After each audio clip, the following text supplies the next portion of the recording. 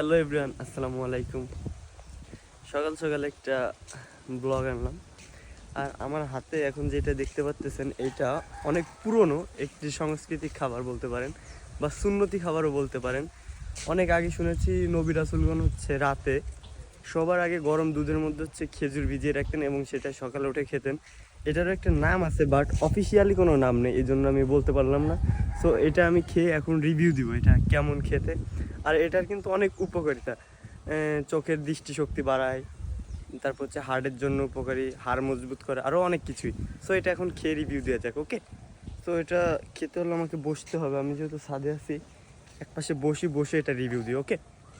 চলেন।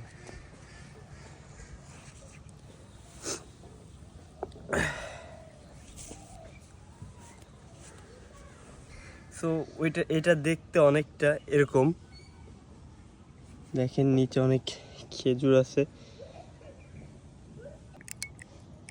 মাশাল্লাহ। দেখেন কত সুন্দর একটা কালার এসছে।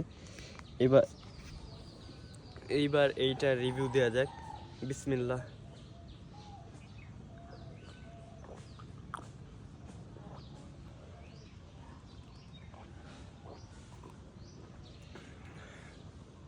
বিশ্বাস করবেন না গাইস, এইটার স্বাদ মাশাল্লাহ, এক কথায় অসাধারণ। আর এইটাকে কি বলে আরবি ভাষায়, এটা অবশ্যই কমেন্ট বক্সে জানাবেন, ওকে? তো আমি এটাকে পুরোটা খাই।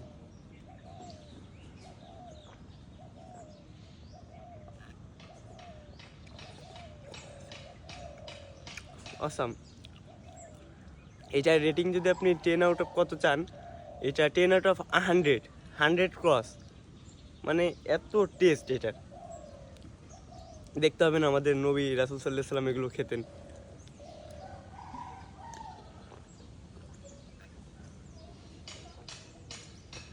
আপনি একদিন হলেও এটা বাসায় ট্রাই করবেন, ওকে? আজকের ব্লগটা এই পর্যন্ত, টাটা।